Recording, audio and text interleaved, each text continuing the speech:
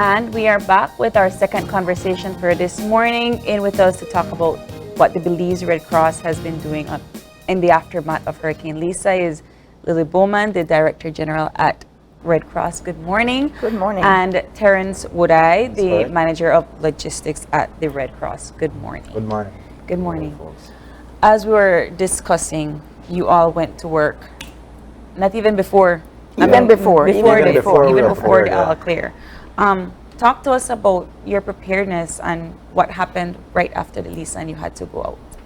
Okay, well, even before the storm, we have to prepare all our branches because at that point we were not sure. The thing looked like it was coming for the entire country. Yeah. So we had to make sure that all our branches were aware, were activated, and were ready. So we needed to know what their stocks were like, if we needed to send stocks to them for quick response. So we did that. We also made a call for action to our trained volunteers, the national intervention teams that we have in every district. And so they are the ones who would have been the first responders in their own location. So we did all that as well as we prepared our EOC. We activated here in the headquarters and we reviewed our roles, responsibilities. We made sure that, generators working, our stocks were closer to us in case of any floods and so forth. And that is what Terrence was all about in the very beginning. He's the logistics manager, so he could tell you a little more. Well, good morning, everyone. Even before the disaster, we have our people on standby. We have all our volunteers. It was non-stop. And what we did, as Mrs. Bowman said, we brought down some of our staff closer for easy access. We knew that when this hurricane hit, that we'd have issue getting from one place to the next place with the poles down, wires and everything. So we brought some staff downtown, and right away we mobilized. And the same day after the all clear, we got our volunteers together, did a debriefing, load up, and went out. We went out with a team and we did some assessment in some of the areas. And right away, going out to do the assessment, we take out the stocks. We didn't do the assessment and come back and say, you know what, we're going to take stock. So we take it right away. We reached approximately 600 households or 600 families. Some of the areas we decided to start in was the coastal area. Yes. We did Genosha area. Yeah. We approximately did 200 tarps in that area. Most of the houses were structural damage. You have roof completely off. You can see zinc bent backward. People are still trying to fix their zinc back. But so we did Genosha. We also did the Yabra area. In that area, because of the sea, we had a lot of issue in that area. So yes, we did the Yabra area. We also did the Holy Emmanuel area, known as Gongolong, that area. But yesterday, we went to the Crewman Lagoon. And that was a mess. That area was a mess. Walking on the pallets, some of the houses were down in the water. Surprisingly, a lot of people, we understood that they stayed in their home. Yeah. And the reason they did that, they didn't want to leave because of they were scared of people coming and stealing That's the their usual stuff. thing, though. Yeah. But okay, I have a fundamental issue with that. Despite my understanding of what the situation is and what their concerns are. Yes. If you look at the structural integrity of a building, and you could determine that it may not be safe to remain here during a storm of that magnitude, but you will do that because you're afraid of thieves getting in. Right. You're putting yourself in a dilemma because In danger. ideally your safety, your personal safety comes first. first. The material objects you'll be able to get back them at back. some point. That's true. That's But it's only this is told to them by NEMO, by CIMO, by Belize Red Cross, and I'm sure by a lot of other entities. Yeah. And it is just human nature that you want to hold on to the little that you have, Yeah. And what we were giving out in those areas in the immediate phase was tarps, because we realized that was the biggest damage to almost everybody in those areas. I would say the roofs, 80%. 80%. Roof damage. Roofs were damaged. Some, as he mentioned, completely the house was down, and that was the first thing that they needed. Now today we regroup, and we'll have a meeting as we go back with the teams, and we'll start to strategize how to take out other relief now and which areas we're going to. While we continue our assessments, because assessments are continuous. Yeah. but we distribute while we assess. So save time from, back and forth. And it's more economic to go out prepared as well. So that is what we're going to be doing today. We're expecting some delegates from our international federation. I think this week they're coming in, going to be helping us with other programs, and help out with the operations as well. We have also been seeing support coming in from the general public. All the calls coming in, where can I donate this, where can I donate, because we have a call out for donations, cash and in kind, non-perishable food, of course. And so we are getting a good response. I know the Rotary and the Rotaracts, they did some collections too, and they will be passing it through the Belize Red Cross. In Cayo, I think, FMA, they did something like a telethon, radiothon, with a group of others, and Red Cross was involved as well, and they're going to be passing their donations through the Red Cross. So we expect that this collaboration continues for a little while.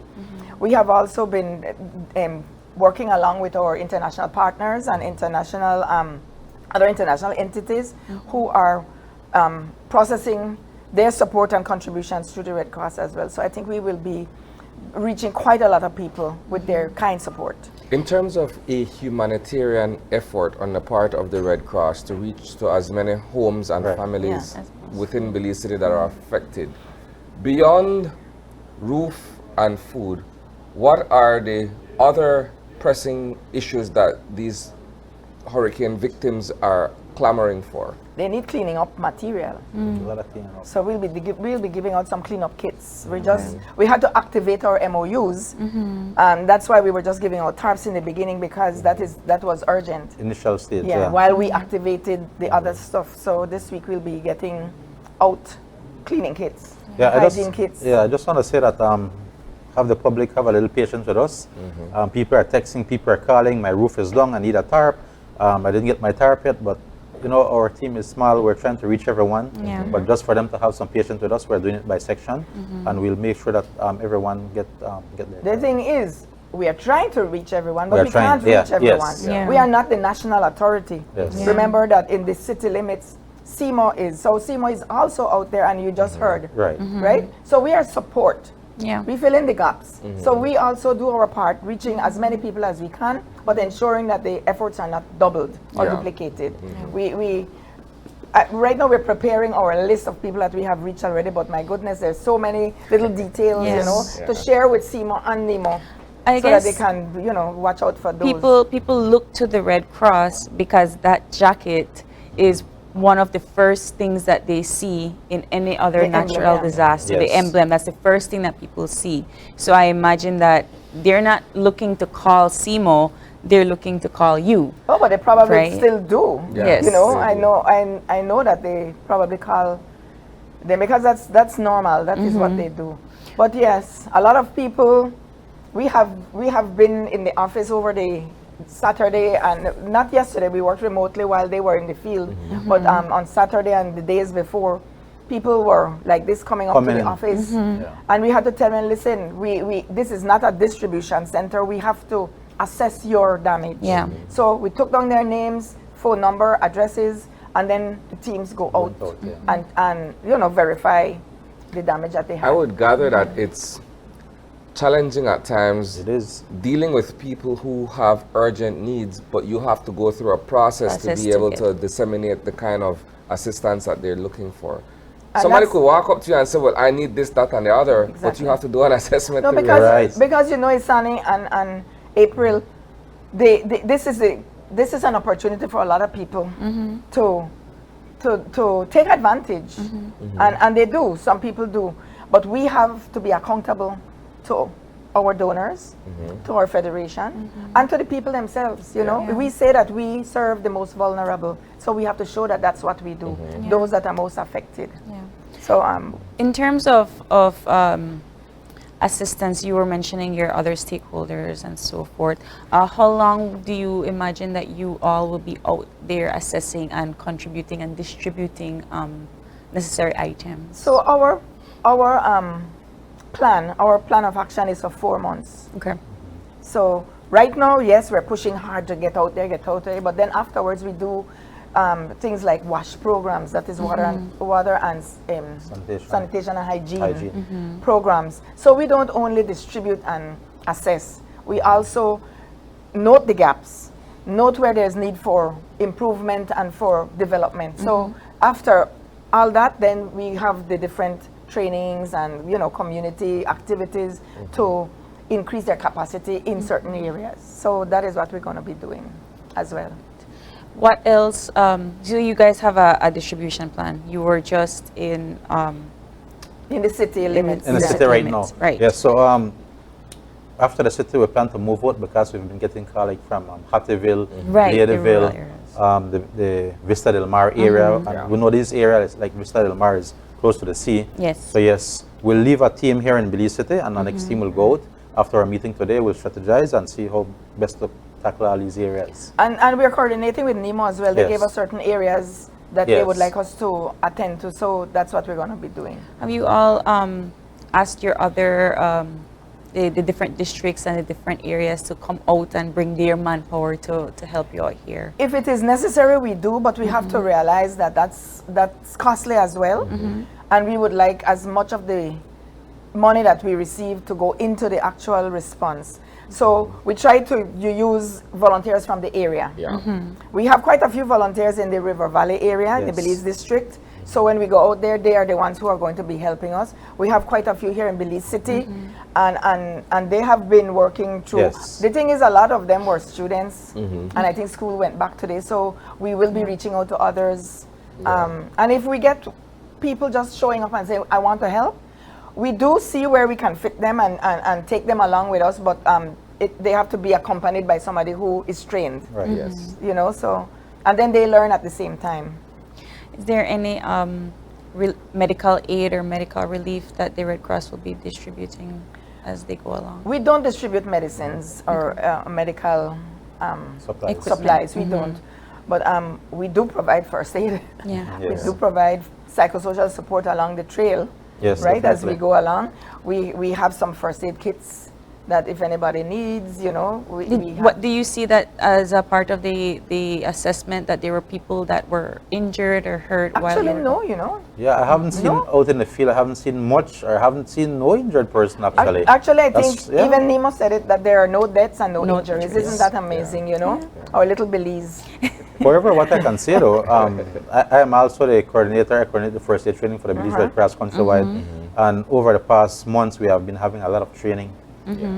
Out of districts in the city, so there are people that are more prepared, and in the shelters there are people there that are trained first aid, so our people are well prepared in the event of emergencies and illnesses and so on. Remember I told you the last time I was here that we train all year round. We do training in all the communities, building their capacity. So we train this community disaster response teams, and they are trained in first aid, shelter management, search and rescue, a whole heap of things they're trained in, and they are then presented to NEMO to strengthen their volunteer corps and to to improve the to strengthen the national response system.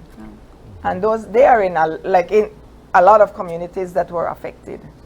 Is there anything that you need the public to be aware of when it comes to the Red Cross coming in their area?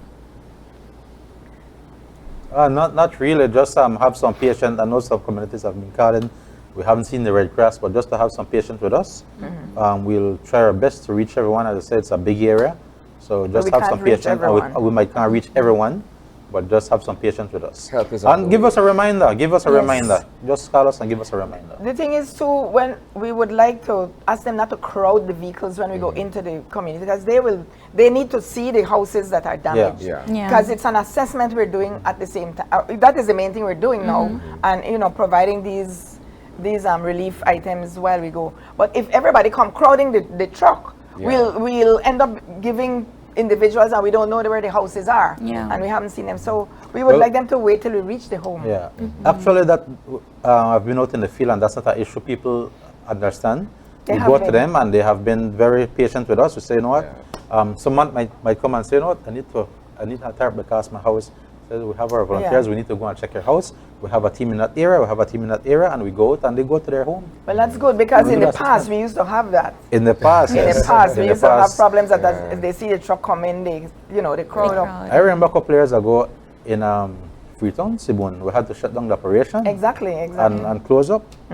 Yeah. Well, I'm happy that they are, you know, they are more Compliant cooperative. and Yes. Yes, Yeah. they are. Okay, so the Red Cross is coming. You just have to be patient. Yes. And- But remember, though, I have to stress that we can't reach everyone, Everyone. because we're not the only entity Yes, that's true. out there supporting, and we're not duplicating efforts. Okay. So we have the Rotary, we have CMO, we have NEMO, we have other entities. We are going to the areas where NEMO says they need the support. We have done immediately. We have done areas in Belize City. We will continue the best we can, but we need to push out as well to the rural areas. And any final words for our viewers as we wrap up our segment this morning? What do they Good need? luck with the cleaning up. I'm so amazed at the fast cleaning up that is happening. I mean, I'm actually proud of our authorities for the work that they've been doing, even on a Sunday. I never used to see people to pick up dirt on Sunday and things like that. But I mean, they're around all over the place. The cleanup is really going fast, and I'm proud of that. But good luck, everybody. I just did my yard yesterday. Cost me a lot of money, but anyway. we are out there busy. I mean, last night I was still cutting my hedge, the fence at the tree and cleaning up and everything. And this is after he came from the field. Yeah. Wow. Work never The moonlight was nice last night, so I had time I could see. So You could have seen. Yeah, I could have seen. Yeah. And then in terms of what people need to do for if in the event of another natural disaster, what is the advice that the Red Cross would have to offer? Well, we're still in the hurricane season till Yes. November the 30th, and even a little beyond that, it can happen. Climate change. There's still a It's changing. system out there now heading for Bahamas and Florida, I think. So don't let down your guard, you know, be prepared. Keep that grab and go back close by. Yeah. Not eat up all your groceries that you buy for this one. Yes, Save some for later, Emergency. because you never know what could pop up. The hurricane food gone right when hurricane hit. That was it. But really, this Lisa pop up suddenly as well. All of a sudden, it was right there in front of us. You don't know what might happen. Climate change is real. and real. imminent. Yes. It is. Well, thank you, Lilly Bowman. Thank you so much, Thank you Terrence too. Woodye. No And problem. we wish you both the best of luck, and we hope that you are able to get to many homes as possible. And I hope that you two were okay. I'm Not too perfectly much fine. damage. We were Okay. safe. Thank you. Thank That's you so great much. then. Thank you so much. And with that, we're going to take our final break, and back for wrap up. Stay tuned.